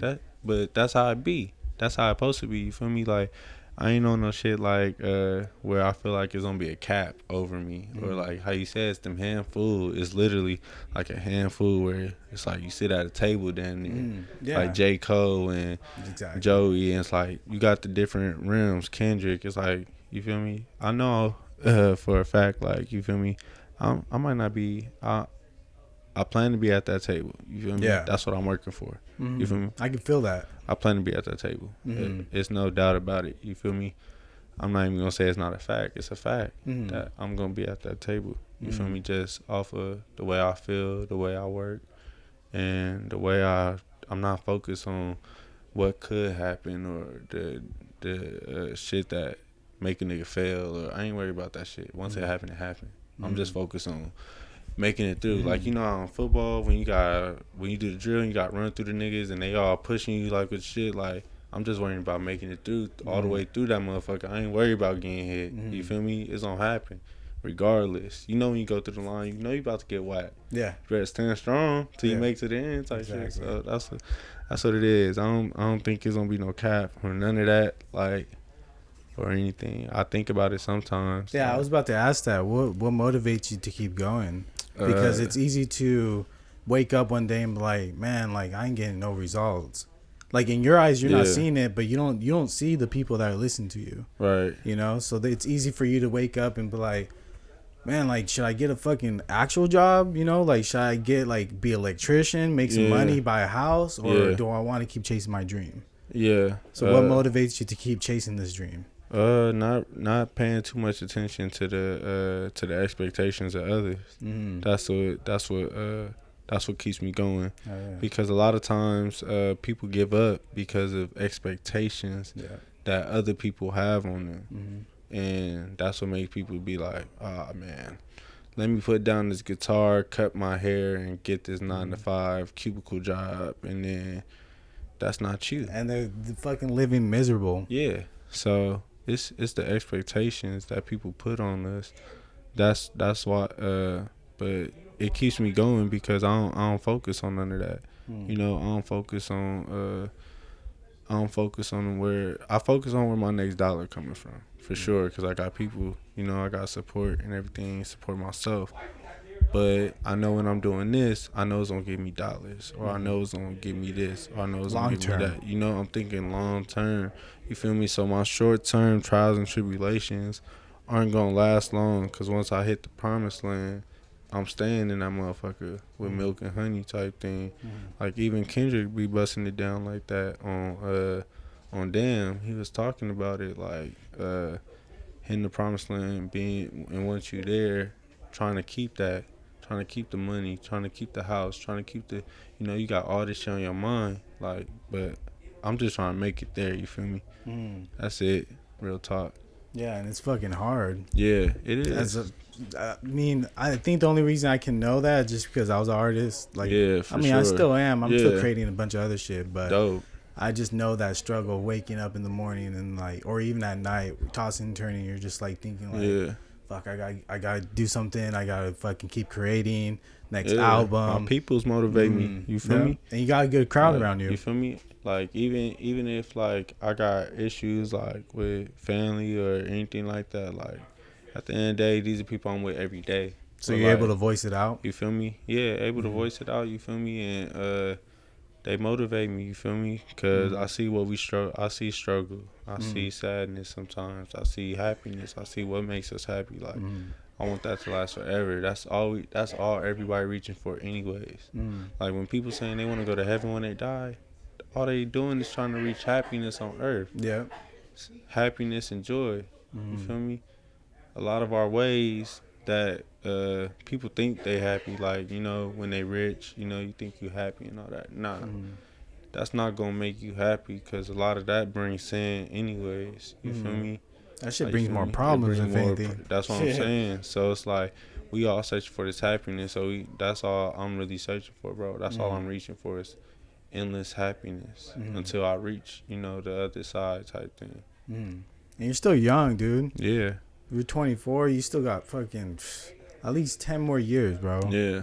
At least 10 years to keep making stuff. You already learned so much. Yeah. Making beats. Yeah. You know, you're mixing, mastering your stuff too. Right. Not lightweight, like lightweight stuff, like that stuff that I put maybe do for myself. Like if I made beats or something, I might mix my stuff or whatever. Yeah. Or like if it's a last minute dojo buzz down type thing, I might mix it down myself or something like that, you know, like if I put it on SoundCloud or just for me to listen to myself, like, or test it out, like, you know. And besides music, is there anything else that you do? You're not gaming it or like working out? Or... Oh yeah, I work out. You feel me? I work out. Because right now I feel like all your focus is on music. Like that's like you don't even have a hobby. Your hobby is learning how to make music. You know? Yeah. Like. Yeah, I work out and stuff because, like you said, everything focused on music. But so everything that I do is because of that. So when I work out, I'm working out so I can be fit for if I go to tours, on stage and shit. Even if I'm recording, bro, like I get gassed out because I'm a one take type of person. Like, I like to do that. I like to do my verse. I don't like punching. Have you ever heard of Wim Hof? Wim Hof? He's his nickname is Iceman. Iceman. And the reason why they call him the Iceman because his breathing techniques. He knows how to like control his breathing, and he was underneath like a ice lake for like fucking who knows, like 8 minutes or 9 minutes or something. What? Yeah, one breath. So he learned how to control his breathing and do an ice bath. Every time he wakes up, he does an ice bath. Yeah. And I guess they injected fucking coronavirus in him, and his body rejected it. What? Yeah, he didn't even get it.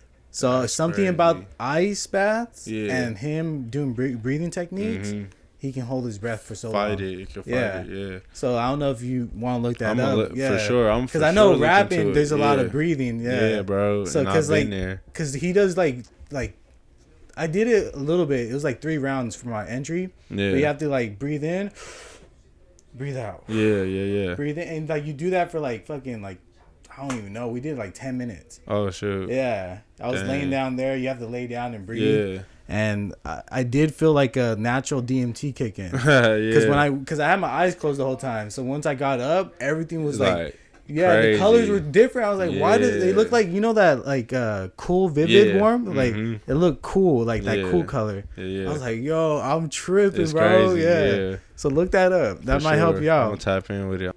Tap in with my higher consciousness. You feel me? Yeah. You feel me? My higher self, trying to keep my chakras aligned. You feel me? In certain ways. My homie told me about the chakras line. I didn't know it was on your spine. Yeah, bro. Because he was doing something like this. Because we took shrooms and did a podcast, and he was talking about like aligning his chakras. Yeah. But he just did this. I was like, "What are you doing? Like, are you trying to get that old acid trip kicking in?" Because you know how they say you crack your back. Yeah. But then he was trying to explain the whole like chakras. Yeah. The chakras.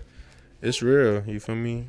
From the head all the way down to your spine. You feel me? So I'm guessing you meditate. Yeah, I try to meditate more and more every day. You feel me? Probably take like 5 minutes or 10 minutes or. That's good, bro. You know, I try because it's very serious. Yeah. You feel me? It's very serious, and like how you said, you did 10 minutes of deep breathing. You feel me? That's very serious because we don't do.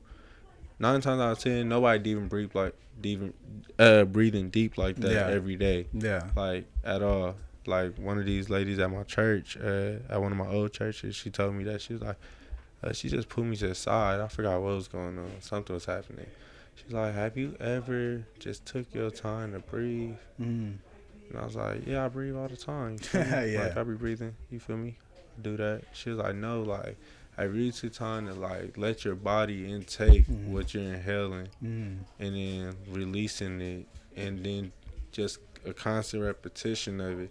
I didn't understand what she was talking about at first. She was early on that. Yeah, I was like lost as a motherfucker. I was probably like 17, 18 or something. She put me to the side and said that. I was like, dang, what's she talking about? And when I started doing it, I was realizing how it was affecting my whole body. Like it was relaxing all my muscles, like to the point where I usually just feel me breathing like right here in my chest or maybe my stomach. You feel me? Because it poke out like you. But I felt it like in my toes, like in my, type shit like that. So it was on some whole other shit, like deeper than just like, meditation and everything. But it was a lot going on. Yeah. Because whenever like I don't meditate all the time. Yeah. But the times, because I feel like as human beings, we don't actually sit down and say what's the problem. Right. Like like how we were saying earlier, someone might have felt a certain way, and you're like, all right, chill. Like I'll give you time to relax. Come on. But people don't sit down and like look at everything that's making them like agitated or stressed out. Right. And I think that's where meditation comes in. Yeah. Because when I meditate, I feel like I'm pulling out like a computer files, like it's like pulling out. Yeah. Like, well, okay, you're stressed about this, but the answer to that is, dude, you're like overthinking it. So you kind of grab that, throw that in the trash, and then fucking slowly but surely start coming to sense to yourself. We ignore the common sense all the time, bro. We ignore the common denominator to a lot of shit because we be in denial of it being like that. We be in denial of our situation and be trying to blame any and everything except what's really going on. You feel me? Yeah. So when you, like you said, when you meditate, like it's a whole bunch of files that pop up, like in your mental state and that shit. You pick and choose what you want to delete, what you want to keep, what can get fixed, and put in the good pile. Like it really be like that, bro. Cause it be like that with me too. Like I be hearing, I hear a lot of sounds. Yeah.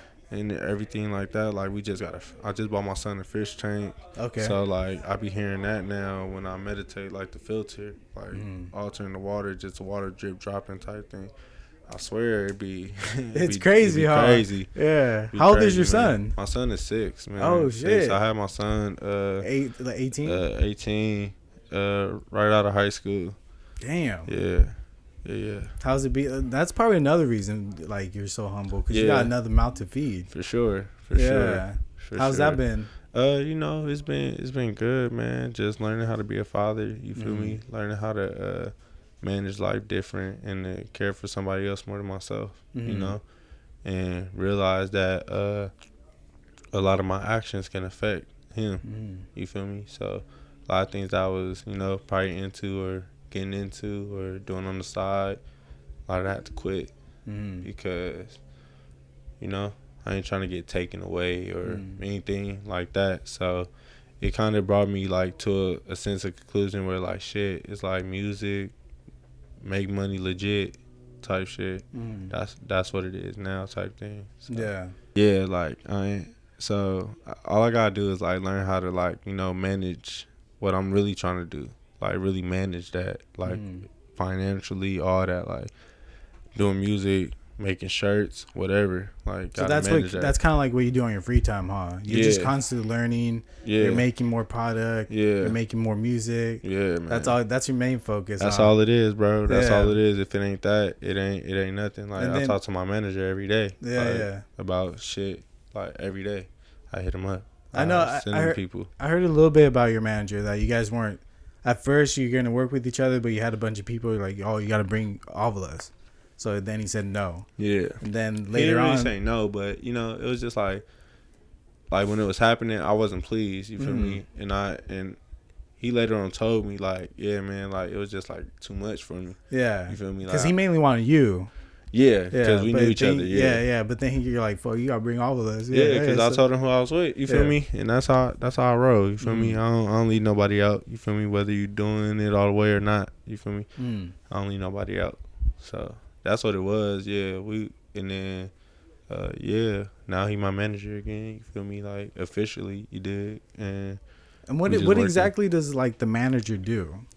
Because Dan Ganja kind of told me because he manages Sanity, right? And he's like, man, I don't even like saying that, like, but he tells me kind of roughly what he does. Yeah. So like, I'm kind of curious because this guy is an actual manager. Huh? Well, he's not saying that Dan Ganja isn't. Nah, Dan Ganja, but because I feel like Dan Ganja is like I don't even know how to say it. He's dope as fuck. He's like a CEO, bro. Like he's managing so much shit. That's why he's like, don't call me a manager. Like he's a goat. Yeah, but that's how humble he is, bro. Like he's super humble. Yeah. So he's you know, he does the same things that, you know, probably Dan does. You feel me? He contacts people for me. Like how I contacted you, I should tell him. You feel me? Contact you, but I was just in a moment. You feel me? And I was like, let me hit this nigga, and I'll tell him later. And then, you know, we'll talk about it and then bust it down like that. But most of the time, he just get in contact with everybody that I'm trying to either work with or I'm trying to do PR for or like do interviews with. He'll contact them. He'll hit me up. He'll tell me to fill this out. Like if I gotta like do like a music review or something like that, he'll send me the info. Fill it out. What do you mean a music review? Like online blogs or stuff like that, or like if somebody want to do a write up on me. Oh, on you? Like, okay. On me. Yeah, he'll send me like different things that he might have found, like different blog sites or something. He'll be like, hey bro, send me your template of your resume. He'll fill in all, you know, that type of thing. You feel me? Sick. Like it's just like a cool connection. You feel me? Like because we already homies, so like he kind of like Dan guys as well. Like he my manager, but that's my homie too. Like and he do like a lot of he helped me out a lot as far as like making sure all that's contained. Because a lot of things that he containing, I don't have to worry about that. I don't, so it's fuck, cool. I need me a fucking manager, dude. I think that's what I need. Yeah, man. I'm gonna hit up Dan Ganja. Either Dan Ganja, be my manager. No, for real, bro. Like, because they help out a lot. It sounds like they do a lot of things where because you're the artist. Yeah. So you're supposed to be focusing on all the artist shit, and that's what we were talking about too. it sucks nowadays. You gotta be on social media so heavy just to get a fucking like look. Shit sucks. Yeah, because even when I do this, I just like uploading. That's it. Yeah. And I rarely post. I got my notifications turned off on IG and Twitter. Yeah, me too. So that's why it's hard for me to reach back to people because they'll be like, man, like what the? I'm like, dude, I haven't been on IG for 2 days. Yeah, man.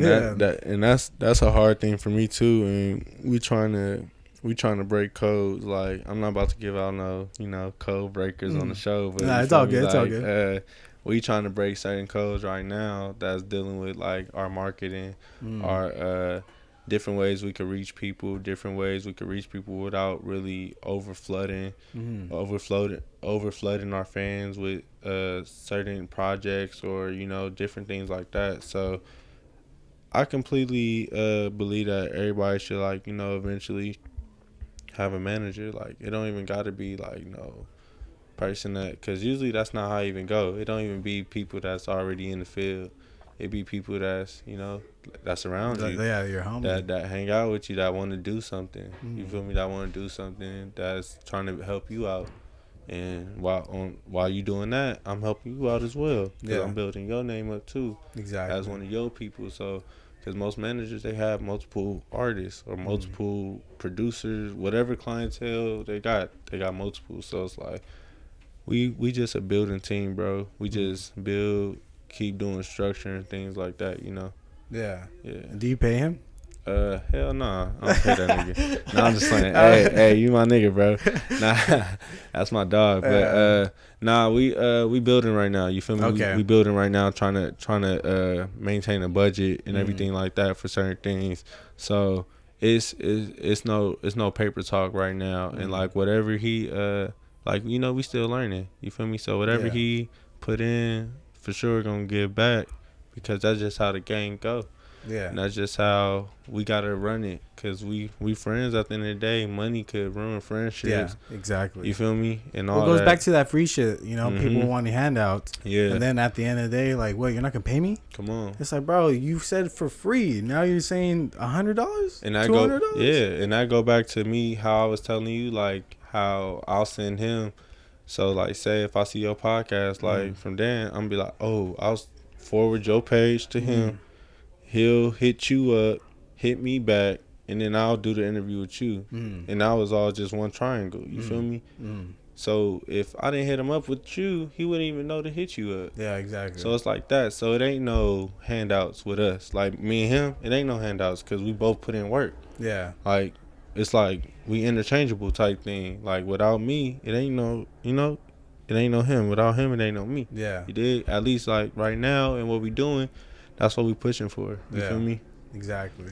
I might have to get him on a podcast. You just might, man. Yeah. You should, man. I need to hear what he has fucking to say about being a manager. Shout out Pierre Go Crazy. Yeah. William Pierre. I think I follow him too. Yeah. But that's I'll cool. tell him to tap in for sure. Yeah. But now that I think about it, before we wrap it up, do you think that you need to start like following trends as an artist? Because you know how TikTok's out there. Yeah. You know how like obviously people move on with trends. Right. As an artist, do you feel like that's a need that you need to do?